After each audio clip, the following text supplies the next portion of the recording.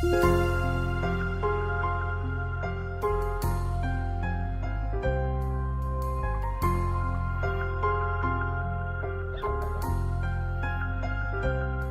മിശിഹായിക്ക് സ്തുതിയായിരിക്കട്ടെ.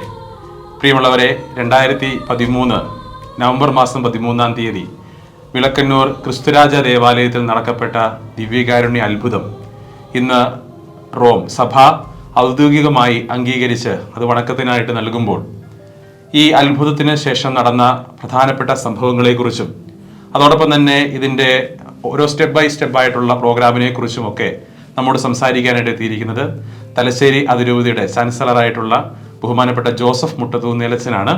നമുക്ക് അച്ഛനെ ഇപ്പോൾ ശ്രമിക്കാം. അച്ഛാ, നമ്മുടെ ഈ ദിവ്യകാരുണ്യ അത്ഭുതം ഇവിടെ നടത്തപ്പെട്ട് ഇത്രയും വർഷങ്ങളായി, ഈ 12 വർഷത്തിന് ശേഷം ഇത് ഔദ്യോഗികമായിട്ട് പ്രഖ്യാപിക്കുമ്പോൾ ഈ അത്ഭുതത്തിന് ശേഷം നടന്ന അതിൻ്റെ പ്രോസസ്സിനെ കുറിച്ചൊന്ന് അച്ഛൻ വിശദമായിട്ട് പറയാമോ?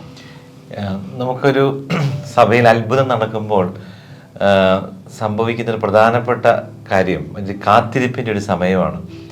പ്രത്യേക വിശുദ്ധ കുർബാനയെക്കുറിച്ചുള്ള അത്ഭുതം പെട്ടെന്ന് ശ്രദ്ധിക്കപ്പെട്ടതാണ്.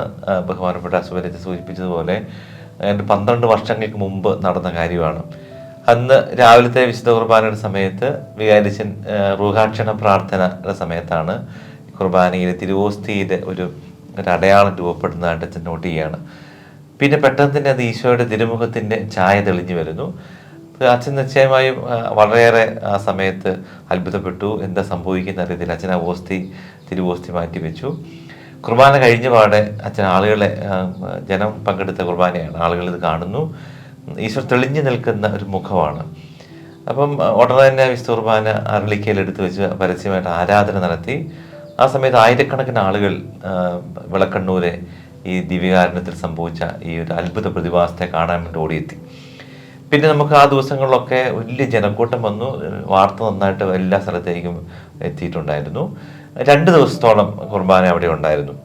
പിന്നീട് നമ്മളത് തലശ്ശേരി ആർച്ച് ബിഷപ്പ് ഹൗസിലേക്ക് കൊണ്ടുവരികയും ചാപ്പലിൽ സൂക്ഷിക്കുകയും ചെയ്തു. മേജർ ആർച്ച് ബിഷപ്പായിരുന്ന അഭിവന്ദ്യ ആലഞ്ചേരി പിതാവിനെ ഈ കാര്യം അറിയിക്കുകയും സിറോ മലബാർ സഭയിലെ ഡോക്ടറിനൽ കമ്മീഷൻ, അഭിവന്ദ്യ പിതാക്കന്മാർ, അഭിവന്ദ്യ കല്ലറങ്ങാട്ട് പിതാവും അഭിവന്ദ്യ അരുവച്ചാടത്ത് പിതാവും അഭിവന്ദ്യ ഞള്ളക്കാട്ട് പിതാവും അടങ്ങിയ ഡോക്ടറിനൽ കമ്മീഷൻ ഇതേക്കുറിച്ച് കൂടുതൽ പഠിക്കാനായിട്ട് എക്സ്പേർട്സിൻ്റെ ഒരു ഗ്രൂപ്പിനെ അറേഞ്ച് ചെയ്യുകയും ചെയ്തു. പിന്നീട് അവർ അതേക്കുറിച്ച് പഠിച്ച് റിപ്പോർട്ട് സമർപ്പിക്കുന്നു. അങ്ങനെ പിന്നെ തിരുവോസ്തി വത്തിക്കാനിലേക്ക് കൊണ്ടുപോകുന്നു.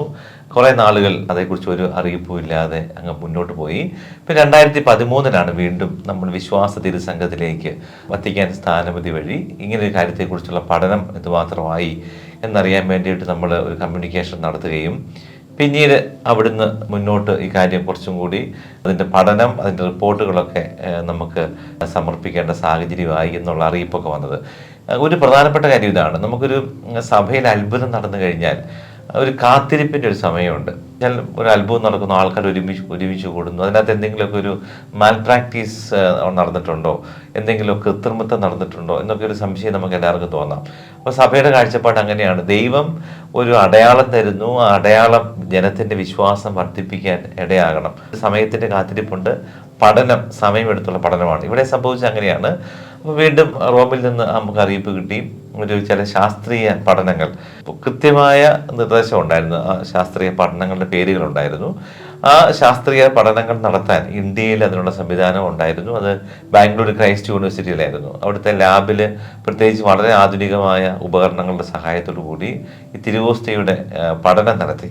ആ പഠനത്തിൽ പ്രത്യേകിച്ച് ഈ ശാസ്ത്രീയ പരീക്ഷണങ്ങളിലൂടെ ഉദ്ദേശിച്ചിരുന്ന കാര്യം, തിരുവോസ്തിയിൽ തെളിഞ്ഞിരിക്കുന്ന ഈശോയുടെ തിരുമുഖത്തിൻ്റെ ആ ഛായാചിത്രത്തിൽ തിരുവോസ്തിയിലെ അതേ പദാർത്ഥങ്ങൾ തന്നെയാണ്. മറ്റെന്തെങ്കിലും ഒരു പദാർത്ഥത്തിൻ്റെ സ്വാധീനമുണ്ടോ, അത് പുറമേ നിന്ന് ആരെങ്കിലും ഇങ്ങനെ എഴുതി വരച്ച് ചേർത്തതാണോ, അങ്ങനെയൊക്കെയുള്ള സംശയങ്ങൾ തീരുക എന്നുള്ളതായിരുന്നു. അപ്പോൾ ഈ പഠനത്തിൻ്റെ നമ്മൾ അത്ഭുതപ്പെടുത്തുന്ന കാര്യം, തിരുവോസ്തിയുടെ സെയിം പദാർത്ഥം തന്നെ അതിൽ മറ്റൊരു പദാർത്ഥത്തിൻ്റെ സ്വാധീനം കണ്ടെത്താൻ കഴിഞ്ഞില്ല.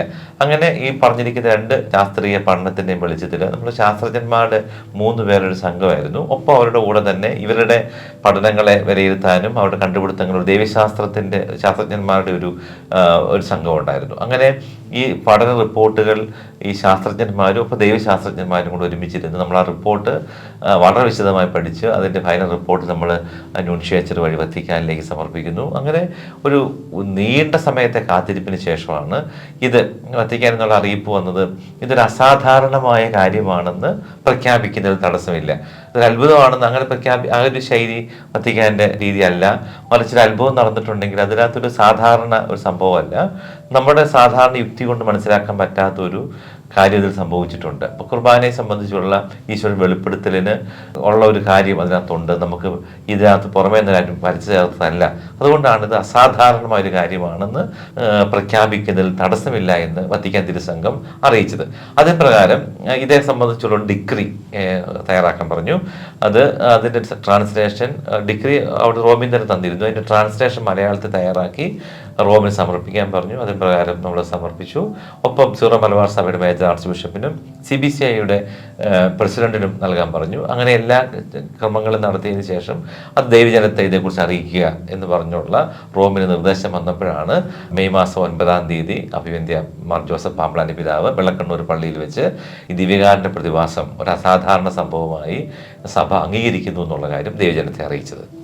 Okay, thank you. അപ്പോൾ നമ്മുടെ ഈ അത്ഭുതം അത് പ്രഖ്യാപിക്കുന്നതിന് ഒത്തിരി പ്രോസസ്സ് ഉണ്ടല്ലോ.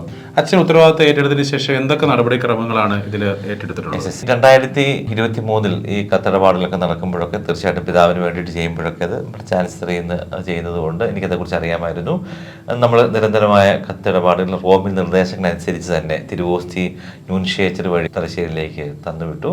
അതൊക്കെ വളരെ ഒരു പൊണ്ടിഫിക്കൽ സീക്രസിയുടെ വന്ന കാര്യങ്ങളായിരുന്നു. വളരെ രഹസ്യമായിട്ടാണ് ആരും തന്നെ പിതാവും ഞാനും തന്നെയാണ് കൂടുതൽ അറിഞ്ഞത്. പിതാവിന് വേണ്ടി ഇത് ചെയ്യേണ്ടതുകൊണ്ട് അങ്ങനെ തിരുവോസ്തി കൊണ്ട് പല പ്രാവശ്യം ബാംഗ്ലൂർ യൂണിവേഴ്സിറ്റിയിലേക്ക് പോകുന്നു. അങ്ങനെ വളരെ രഹസ്യമായിട്ട് നമ്മൾ ചെയ്ത കാര്യങ്ങളായിരുന്നു. കൃത്യമായ വത്തിക്കാൻ്റെ നിർദ്ദേശങ്ങളുണ്ടായിരുന്നു ഈ കാര്യത്തിൽ.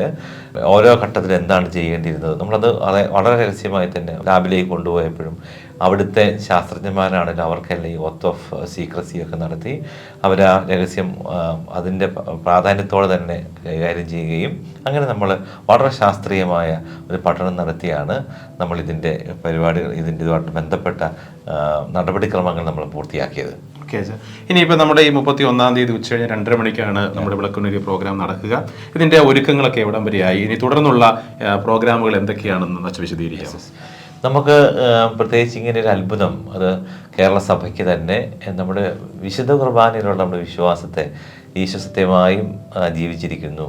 നമ്മളൊരു സങ്കല്പത്തോടല്ല പ്രാർത്ഥിക്കുന്നത്, ജീവിക്കുന്ന ദൈവമാണെന്നുള്ള ആ വിശ്വാസമാണ് നമ്മുടെ അടിസ്ഥാനം. അതൊന്നും കൂടി ധ്യാനത്തിന് ഈ കാലഘട്ടത്തിൽ നൽകിയ അത്ഭുതമായിട്ട് കണ്ടാൽ മതിയല്ലോ. നമ്മൾ അങ്ങനെയാണ് ഈ രൂപത മുഴുവൻ സ്വീകരിച്ചിരിക്കുന്നത്. 31-ാം തീയതി നമ്മൾ ഉദ്ദേശിക്കുന്നത് വിശുദ്ധ കുർബാന നമ്മൾ ആഘോഷമായിട്ട് വെള്ളക്കണ്ണൂരേക്ക് കൊണ്ടുപോവുകയാണ്. തിരുവോസ്തി നമ്മുടെ ഇന്ത്യയുടെ വത്തിക്കാൻ സ്ഥാനപതി മാർപ്പാപ്പയുടെ പ്രതിനിധിയായ അഭിവന്ദ്യ ലയോപോൾദോ ജിറെല്ലി പിതാവാണ് അന്ന് ഈ ഒഫീഷ്യൽ ഡിക്ലറേഷൻ നടത്താൻ വേണ്ടി വരുന്നത്. ന്യൂൻഷ്യോ ഒപ്പം നമ്മുടെ ഈ മലബാർ ഭാഗത്തെ പിതാക്കന്മാർ, നമ്മുടെ അതിരൂപതയിലെ അച്ഛന്മാർ, ഒരു വലിയൊരു സംഘം വൈദികരുണ്ടാവും, ദൈവജനം, അങ്ങനെ വലിയൊരു ഒരുക്കമുണ്ട്. നമ്മൾ ഉദ്ദേശിക്കുന്ന ഒരു സമൂഹ ബലി. ഈ സമൂഹ ബലി മധ്യയാണ് ഈ പ്രഖ്യാപനം നടക്കുക. ഒരു പക്ഷേ കുർബാനയ്ക്ക് തൊട്ട് മുമ്പ് ഈ ഒഫീഷ്യൽ ഡിക്ലറേഷൻ ന്യൂൻഷ്യോ നടത്തും. അതിനുശേഷം കുർബാന നമ്മൾ അവിടെ പ്രതിഷ്ഠിക്കും. പിന്നെ നമ്മൾ സമൂഹ ബലി, അതിനുശേഷം ദേവീജനത്തിന് മുഴുവൻ വിശുദ്ധ കുർബാന അടുത്ത് തന്നെ കണ്ട് ഈശോയുടെ തിരുമുഖം ദർശിച്ച് വീടുകളിലേക്ക് മടങ്ങാനുള്ള ഒരു സാഹചര്യമാണ് നമ്മൾ ഉദ്ദേശിക്കുന്നത്. വെള്ളക്കണ്ണൂർ ഇടവക വലിയ ഒരുക്കങ്ങളാണ് നടത്തിക്കൊണ്ടിരിക്കുന്നത്. അവിടെ നമ്മൾ ഇതിനോടകം തന്നെ പല മീറ്റിങ്ങുകൾ സംഘടിപ്പിച്ചു കഴിഞ്ഞു. നമ്മളൊരു 10,000-ഓളം ആളുകൾ അവിടെ എത്തിച്ചേരും എന്നാണ് നമ്മൾ പ്രതീക്ഷിക്കുന്നത്. അപ്പോൾ അതിന് വേണ്ട ക്രമീകരണങ്ങളൊക്കെ വലിയ പന്തൽ, നമ്മൾ പള്ളിക്കുള്ളിൽ ചെറിയ പരിമിതികളുണ്ട്. അപ്പോൾ അതുകൊണ്ട് അതിനുള്ള വിശുദ്ധ കുർബാന അർപ്പണത്തിനുള്ള കാര്യങ്ങൾ ക്രമീകരിക്കുന്നുണ്ട്.